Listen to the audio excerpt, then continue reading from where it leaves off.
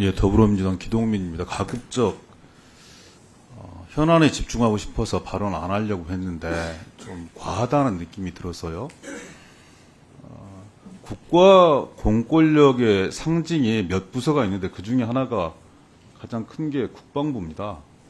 국방부의 이 국민으로부터 위임받은 공권력이 제대로 잘 집행되고 있느냐, 여기에 대한 국민적 의문과 물음이 커지고 있는 시기예요. 장관님의 처신으로 인해서, 그리고 잘못된 법 적용으로 인해서, 직권 남용으로 인해서.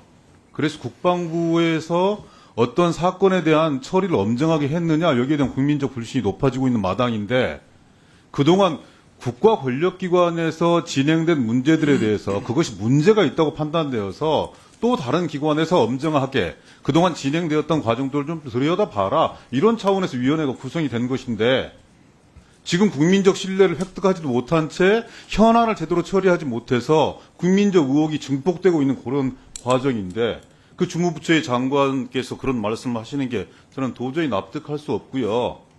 그리고 집권 여당 입장에서 발언하시는 것 이해할 수 있으나, 오늘 회의도 보면 여야 간사들 간에 합의된 것도 있고 합의되지 못한 부분들도 있어요. 항명 사건이나 최수근 상병의 사망 사건에 대해서 진실의 일단에 접근하기 위해서는 당연히 그 사건의 중심에 서 있는 해병대 수사단장이 나오는 건 당연한 일인 거고, 국방부 검찰단장 역시 당연히 나와서 국민적 의혹과 물음에 대해서 답변할 수 있어야 합니다. 여야 간에 합의까지 했습니다. 국방부 장관께서 지시하고 권유했다는 얘기까지 들었습니다. 그런데 수사 중이라는 이유로 나오지 않아요. 어떻게 된 일입니까? 이런 게 항명 아닙니까?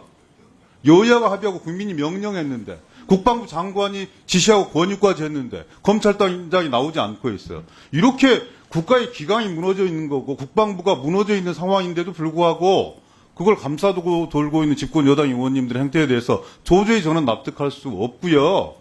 지금의 국방부가 쌓여져 있는 이런 사안들에 대해서 저는 결코 해결할 수 없다고 생각을 해서 위원회는 당연히 기간이 연장되어야 된다, 이런 말씀들을 올리고요. 위원장님께 한 번만 여쭤보겠습니다. 네네. 지금 최수근 상병에 대해서 그 조사단의 재조사가 이루어졌어요. 항명 사건에 대해서 검찰단장이 지금 검찰부에 수사를 하고 있다고 합니다.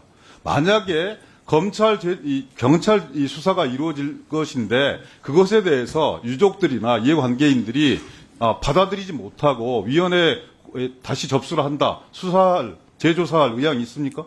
일단 권한은 없습니다만은 마땅히 저희들이 할 수 있는 그런 사건의 성격을 갖고 있다고 봅니다.